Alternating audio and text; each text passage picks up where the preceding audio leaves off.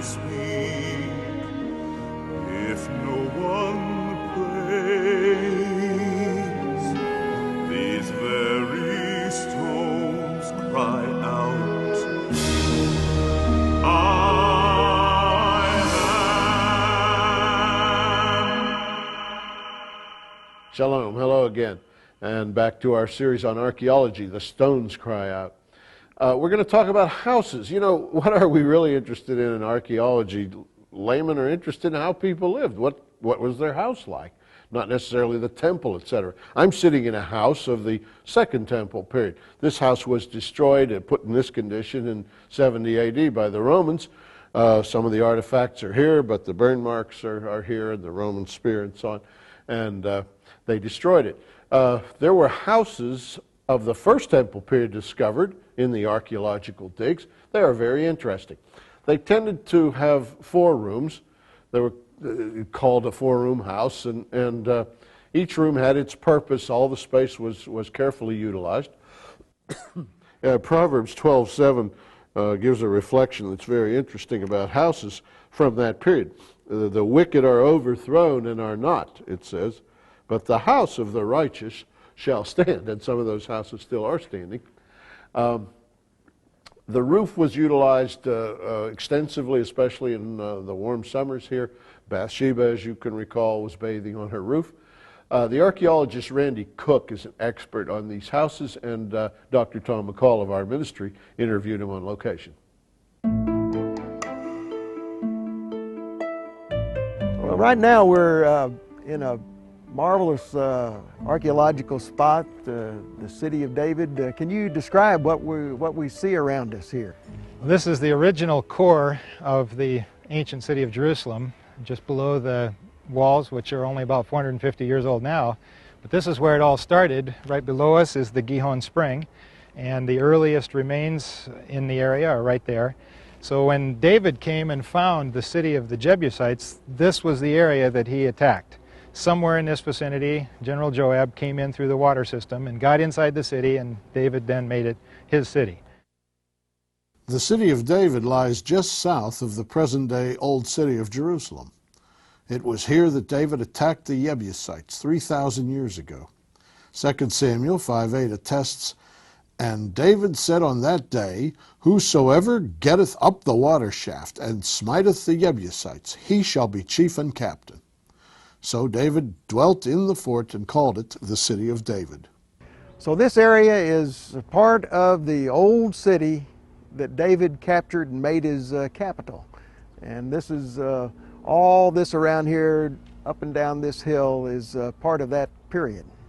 The wall itself probably runs somewhere just about under our feet.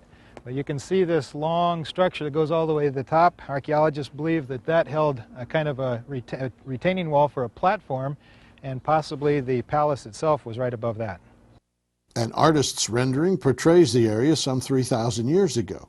Note the retaining wall, still present today, which most likely supported the platform on which King David's palace stood. One can imagine King David keeping watch over his city from a location which would allow easy viewing of the homes below. Dwellings whose unique design leave the distinct mark of Israelite life in the land.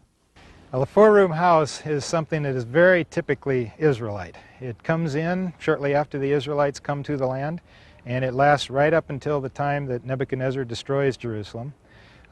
We also have a couple of them during the period following the Babylonian captivity. So it's a very typical Israelite structure.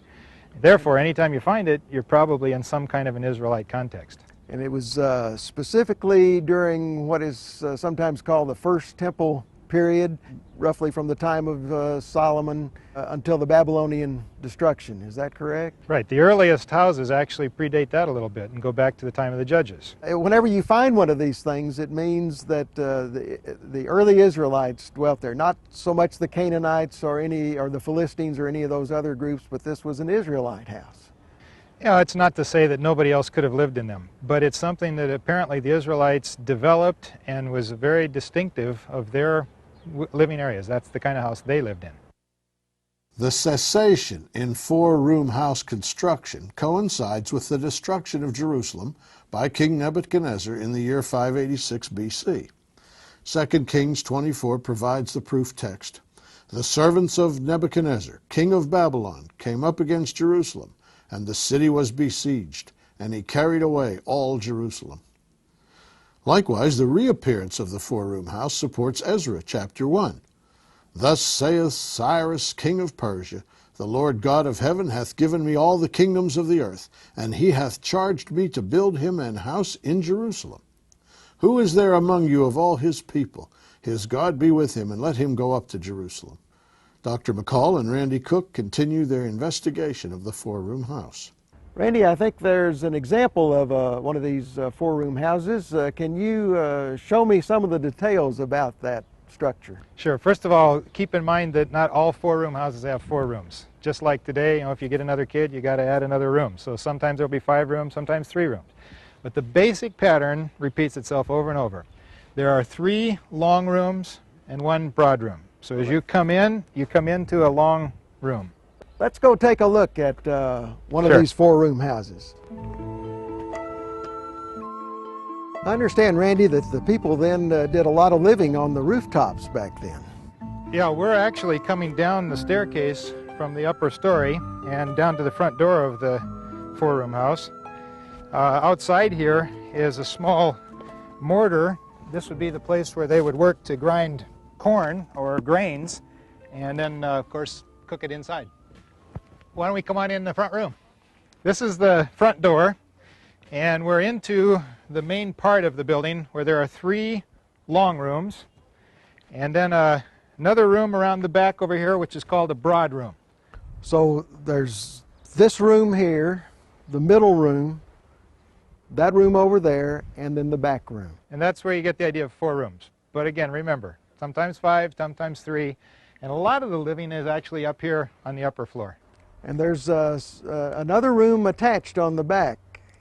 Yeah, archaeologists found evidence of an outhouse back around the corner. What was the situation with the ceiling and the roof? How was it structured? Of course, it's collapsed and we can't see it here. There would have been another wall to this side of us, which is broken away into destruction. And you can see a back wall, and of course, for the back room, extra walls. These pillars would have held up some kind of wooden structure with probably a thatched roof, or perhaps more of a permanent walkway over there to get into an upper story building or a room behind. The open area through the middle was, of course, left open so that the smoke and everything could escape from here. So how much of the roof area could actually be used by people up on top? Not a lot. They probably had some kind of a wooden structure that would bear the weight of a person to be able to get back, and then the back side of the building most likely did have a more permanent structure. I understand this house has a name. This is the house of Archaeological. It's not very often we find the name on the mailbox, but in this case they did find a piece of broken pottery with his name on the pottery. And what was the date that they give this? This is sometime later than the time of David, because you see it's cut back into this slope, but it is still during the Israelite period, probably somewhere around the 800s.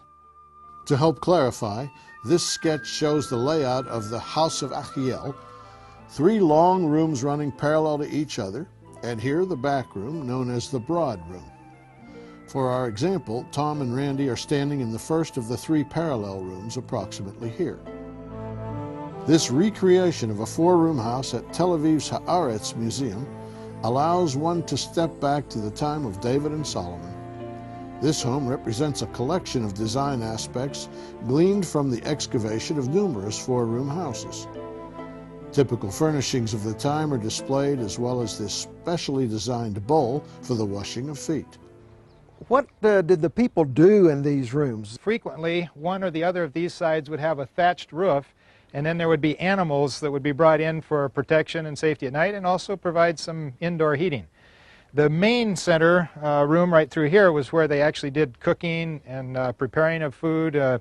There would be wine press or olive presses, small family ones, inside this area. Were there distinct functions for the side rooms? Sometimes these were actually walled off into rooms. Sometimes it was animals' quarters or maybe just storage for tools. The back room was a little bit more of a permanent shelter, and it had some kind of a doorway that could probably be closed and secured. Was that more like the bedroom, so to speak, where the people would sleep? Right. I think probably during the winter time, for sure they would be in there for protection from the elements. But During the summertime when it's hot, they probably slept up on the roof a lot more. They really did spend a lot of time up on the roof. Tom, there's probably a very interesting Old Testament correlation here. Since we're right underneath David's palace area, we're in an Israelite house. It's from a different time period, but it does probably nicely illustrate the case with Bathsheba, who was up on the roof bathing in clear view of the palace area. Archaeology once again bears out Scripture, illustrating how David could have easily spied Bathsheba on her rooftop. The setting is described in 2 Samuel 11:2. David arose from off his bed and walked upon the roof of the king's house.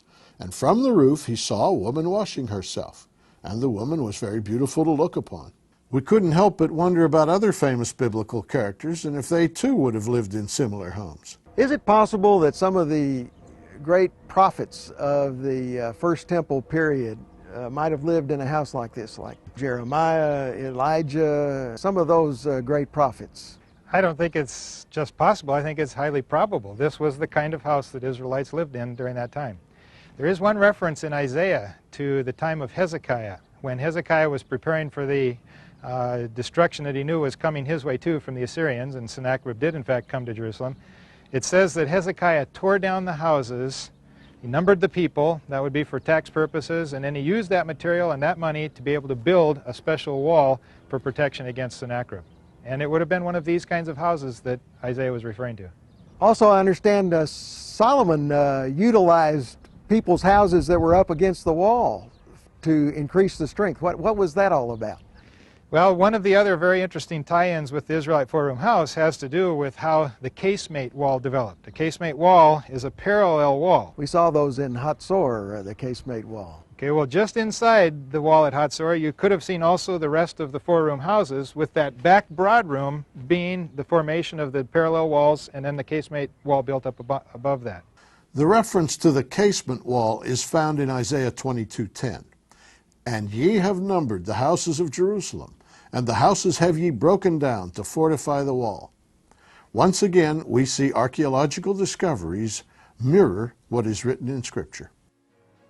Coming up, life and afterlife, an intriguing similarity between the four-room house and an Israeli burial chamber.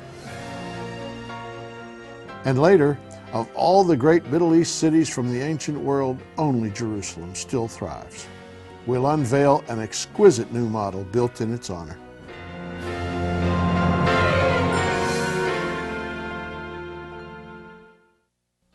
Come with Zola Levitt and see for yourself the land of the covenant. Other people said they went on cruises and trips like this, and it was all historical, and they saw a lot of sights, but this was spiritual, and this was really good. So I'm really glad I picked Zola Levitt's group to tour the Holy Land. Tour the Holy Land with Zola Levitt. Call or write for more information.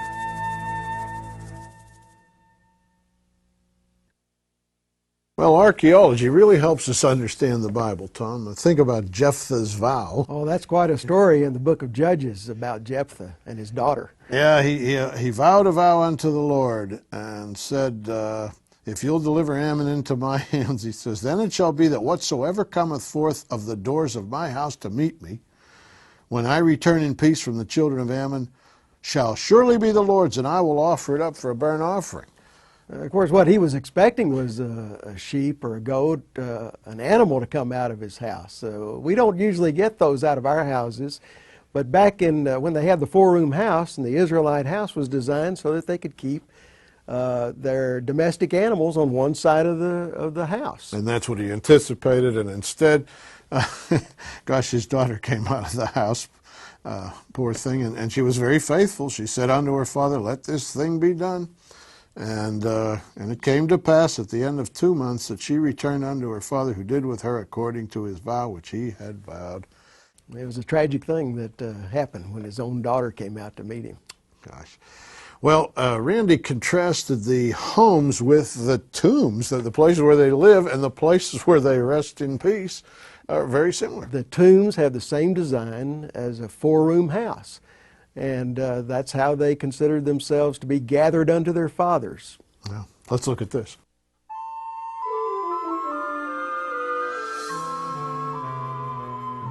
Israelite tomb structure is very, very distinctive. It's something that occurs in about 800 some tombs here in the Jerusalem area, and it follows the same basic pattern during the First Temple period. You have a main entry, which is kind of the work area. You have a couple of side chambers, and then a chamber toward the back. So you have the 1, 2, 3 long rooms and 1 broad room. The patriarch is the first one to be buried at the back. The children and the wife or others would be laid on each side. And the person coming in to do the burying would stand in the middle there to prepare the body. What else has been found here that helps archaeologists understand the lives of the people and date the periods? Well, one of the things that you find in every archaeological dig are pieces of broken pottery. It's indestructible, and one of the nice things about it in terms of dating is that you can generally follow a pretty clear chronology. It may be a relative chronology, but you can definitely see a progression in dates, in time. Wood doesn't last, paper doesn't last, none of those things last, but pottery does.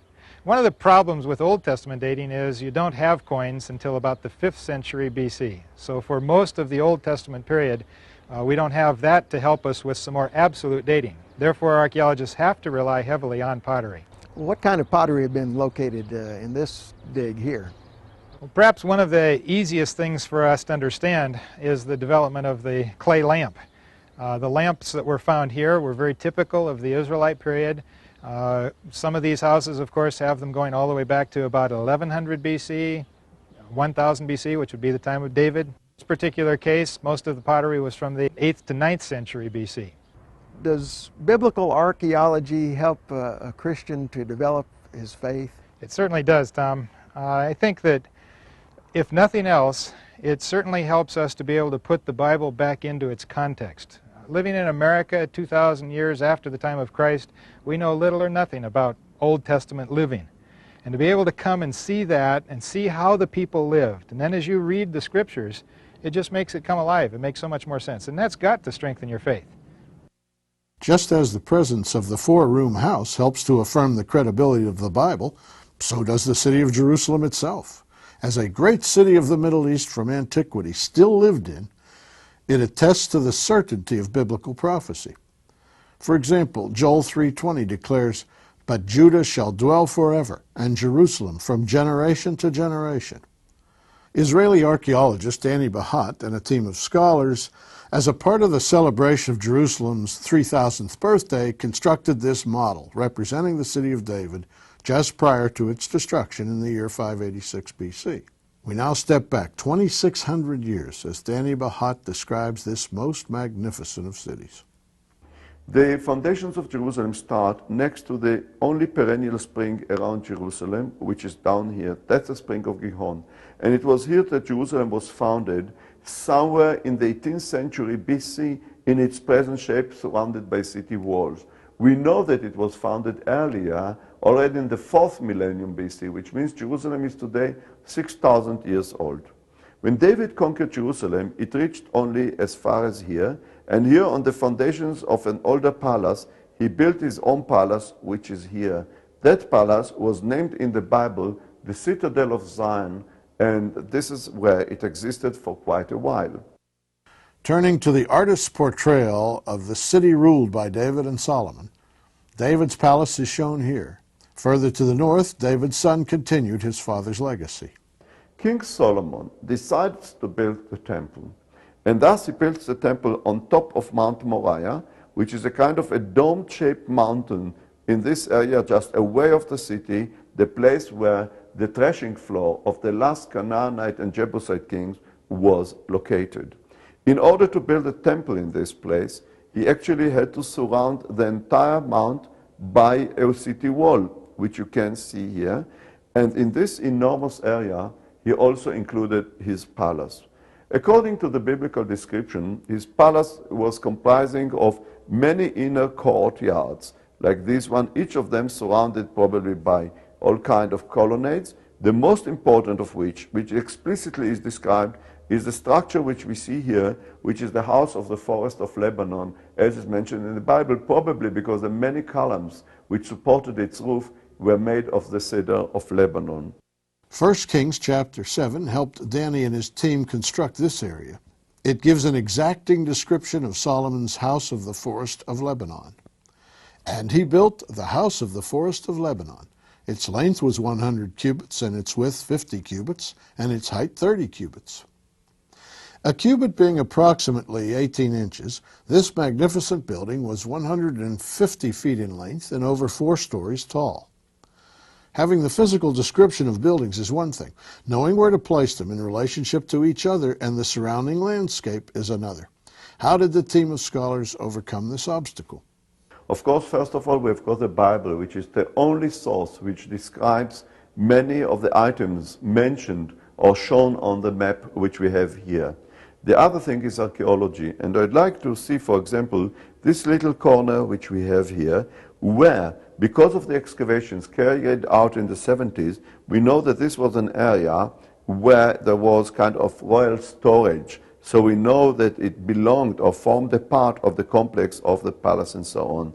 Next to it, a little postern led the people who were connected to those stores down along the trail all the way down to the valley. The other thing is, of course, archaeology referring to the water sources. We have mentioned before the only perennial spring, the Gihon spring. And then from here stems the famous Siloam tunnel or Hezekiah's tunnel going all the way down into the pool of Siloam, which is found down here right at the bottom of the valley. The Bible speaks of a tunnel or conduit used to supply water to the inhabitants of the city. The book of 2 Kings, chapter 20, affirms the acts of Hezekiah, how he made a pool and a conduit and brought water into the city. Additionally, from the New Testament, John 9:7 records the miracle of Jesus healing a blind man at the pool of Siloam. And Jesus said unto him, Go wash in the pool of Siloam. He went his way therefore and washed, and came seeing. Not only do the stones cry out, but here under the city of David, a dark tunnel and a seemingly quiet pool of water declare the truth. We know that during the time of King Hezekiah, the city expanded beyond its original walls. And indeed, we have found in the excavations in the 70s, we have discovered not only an enormous city wall, the one which is named the Broad Wall in the book of Nehemiah, but many remains of houses spread all over, which are an indication to the fact that Jerusalem could not anymore be included in its former city walls, and it simply burst outside of it in order to expand it all the way to what we call the Western Hill, the hill which surrounds today the Armenian Quarter, which is found in the northwestern corner, today's Mount Zion, which is the area around here, and the Jewish Quarter, which is here. All what we know, or most of what we know, will come from today's Jewish Quarter, where in this model we have put also some palaces like this one. Because we know that in the book of Jeremiah, we are told that the last kings of Judah built themselves lavish and sumptuous palaces. The only logical place for such palaces after the expansion of the city westward was on this hill, which we see here. At this point, the evidence is overwhelming, as the cries of this ancient city's stones build to a din of support for the veracity of the Scriptures. For those willing to listen, this city on a hill is truly a light unto the nations.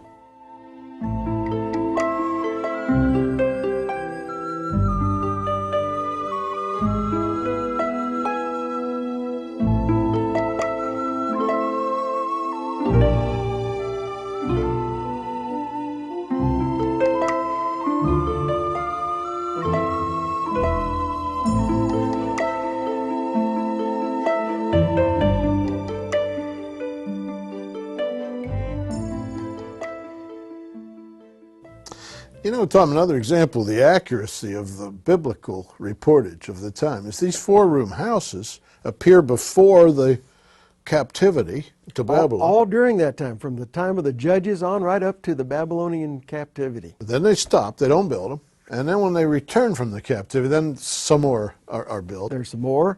And so that's evidence of Jewish occupation before the Babylonian captivity and afterwards, and the return. But not in that 70-year captivity where the Bible would, you know, if it were engineered, it probably would have made that mistake and continued. Not much building going on there. Yeah. And Jerusalem, which took a beating in that siege, goes on and on and on, and is a burdensome stone today. And that's one of the wonderful things that they did when they did that model of the first temple, Jerusalem. We're familiar with the second temple, Jerusalem, at the time of Jesus, but now they're really bringing out what the first temple, Jerusalem, looked like also, which was different, a different aspect to the city. Yes. And the survival of the city, which the Bible celebrates. I mean, Susa is gone, Nineveh is gone, Babylon is gone. These were great, powerful cities. In fact, they all three sent conquerors to Jerusalem, and they didn't survive. But Jerusalem has, and celebrating its 3,000th anniversary as the capital of Israel. Yeah, it's rather reminiscent of the Romans built their capital, Caesarea, on the coast, and now you go to Caesarea, it's just ruins, and your hotel is in Jerusalem. It's still thriving. Yeah. Well, put your faith in the Word. That's the message of the archaeologists have. The stones will continue to cry out next week as we go to Hatzor and Megiddo in the Valley of Armageddon. And Tom, thanks a lot for your help on this series. Great being with you, Zola. Appreciate your coming out. Our web page on the computer, a lot of people have responded to that. And tell your friends about the series, The Stones Cry Out. This is rather exciting, I think. No one else is doing exactly this. And Sha'alu Shalom Yerushalayim. Pray for the peace of Jerusalem.